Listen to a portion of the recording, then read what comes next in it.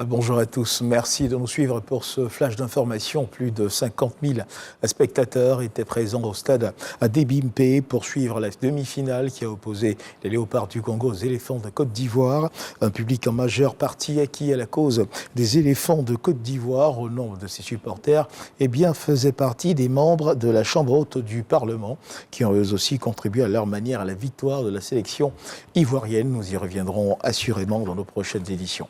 Et pour parler justement de la CAN, pour rester dans le tempo de la CAN, à cette information, le match pour la 3e place se jouera demain, samedi, entre les Bafana d'Afrique du Sud et les Léopards du Congo. La rencontre aura lieu sur le coup de 20h au stade Félix Houphouët à Boigny d'Abidjan.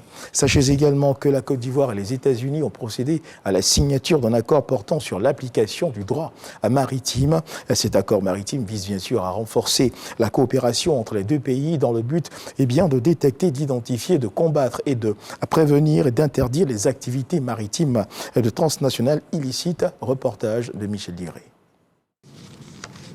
C'est un accord qui va renforcer les activités de coopération maritime entre la Côte d'Ivoire et les États-Unis en matière d'application de la loi. L'objectif étant d'identifier, combattre et prévenir les activités maritimes transnationales illicites des navires suspects relevant de la juridiction de l'une ou l'autre des parties signataires, y compris les navires sans nationalité. Nous partageons notre océan Atlantique et c'est vraiment important pour nos deux pays de continuer à lutter ensemble contre les influences illicites dans la région.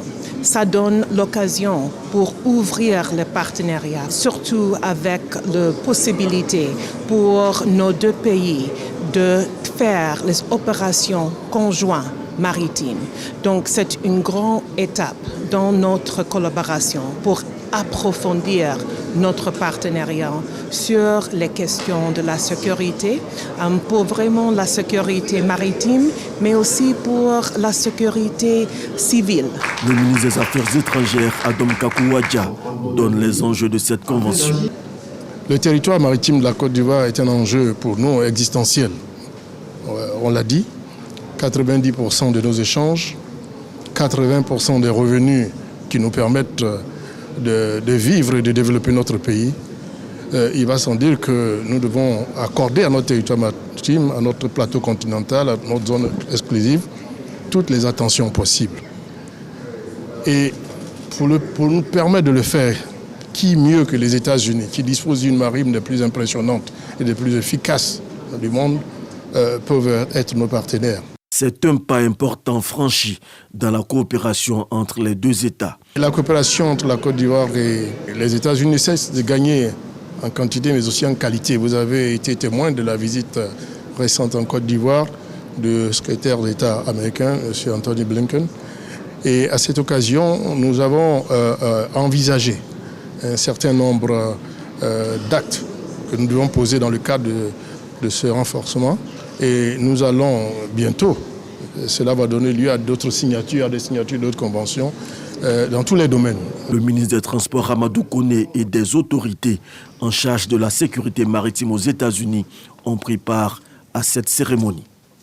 Et dans l'actualité internationale au Togo, la date des prochaines élections législatives et régionales est connue. Ces élections auront lieu le 13 avril 2024 selon un compte-rendu du Conseil des ministres qui s'est tenu hier, donc samedi.